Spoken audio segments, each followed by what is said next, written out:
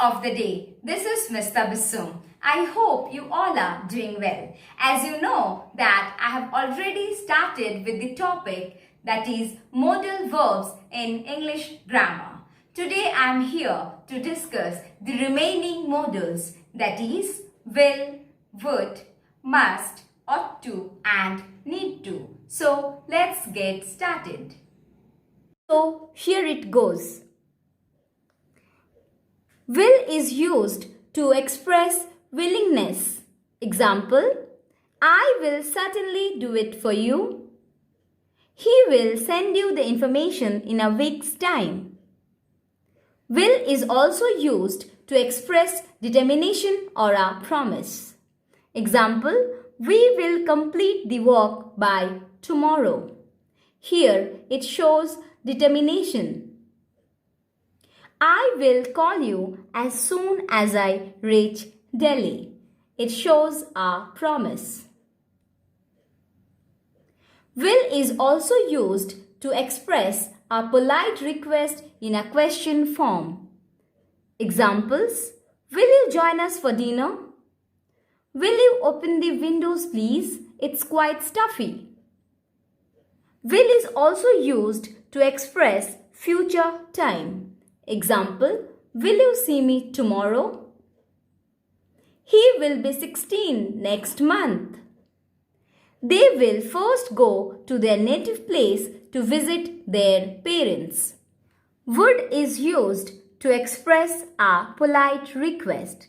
Example, would you mind helping me carry these books? Would is also used to express a habitual action in the past. Example, when Adil was a small child, he would eat all the vegetables. Now he is very fussy. Would is used to express probability. That would be the milkman. He normally comes at this time. So it suggests a probable condition. Must is a modal auxiliary and is used to express obligation. Example sentence, you must stand up when the national anthem is played. It means that you are obliged to stand up whenever the national anthem is being played. Must is also used to express necessity. Example, you must telephone your mother immediately. It means that compulsorily you have to telephone your mother as it is very urgent. Another example sentence, you must help me get out of this situation now. Must is used to express compulsion, that is, ordering someone to do something because it is very important or necessary to do so. Must is also used to express probability. Example, the ground is slippery. It must have rained. Why is the ground slippery? Here there is an inference or a possibility that it had rained. Must is used for saying that something is probably true because nothing else seems possible.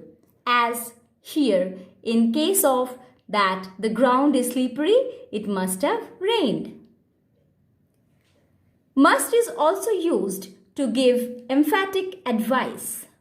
Example, you must work hard if you want to get good marks. Another example, she must consult a doctor at once. So, when one is stressing on the advice, in that case, we use must. Must not or mustn't is used to express prohibition. Must not is the negative form of must and is used for prohibition or restriction. Example sentence, you must not use the office phone for private calls. Whenever you are restricting or prohibiting someone from something, in that case, mustn't or must not is used. Ought, need and dare are known as semi or quasi-modal auxiliaries. Ought and need are always followed by to. Examples: you ought to pay more attention to your health. You need to spend more time on this chapter. How dare he disobey the king? Now we have ought to and need to. The modals ought to and need to are used to say that it is necessary to do something. This could be either under the speaker's insistence or because of an external obligation or demand. Example: he ought to take his studies seriously now that the examinations are almost here. Another example sentence: she needs to talk louder if the entire class has to hear her. Ought to is used to express what is the right thing to do or the right way to behave. Example: you ought to wake up early. We ought to exercise daily. Ought to is also used to express what we believe strongly or expect something to happen. Example: the Indian team ought to win the World Cup. Third, ought to have is used when we realize that we did not do the right thing in the past. Example: you ought to have listened to his advice. So, whenever we realize that we have not done the right thing, then we use ought to have. Here, the speaker is reminding of his duty but not being authoritative, as with the must. Beside this, he is also giving advice or indicating a correct or a sensible action. Now we have need not, should not, ought not and must not. The modals needn't, shouldn't, oughtn't and mustn't signify prohibition of some kind or absence of need or necessity. Examples: I needn't have come so early. He shouldn't go out so late at night. You oughtn't pull the leaves of the plants. You mustn't talk so loudly in the classroom. Now, let's do an exercise to understand this topic more clearly. Fill in the blanks using can, could, will, should, or must. Number 1. He asked if I could carry the bags upstairs for him. Second, you must take these loaves, else they will go to waste. Third, I should help my mother more often with household chores. Fourth, will you lend me some books to read? Fifth, you should have told me earlier that you were not coming. I would have made other plans then. Let's practice one more exercise. Fill in the blanks with ought to or need to. Number 1. You ought to help your mother with household chores and not burden her with more work. Second, Sujata is looking very tired. She needs to take some rest. Third, you need to practice sincerely if you wish to master the art of playing a musical instrument. Fourth, you ought to call your parents more often and reassure them of your well-being.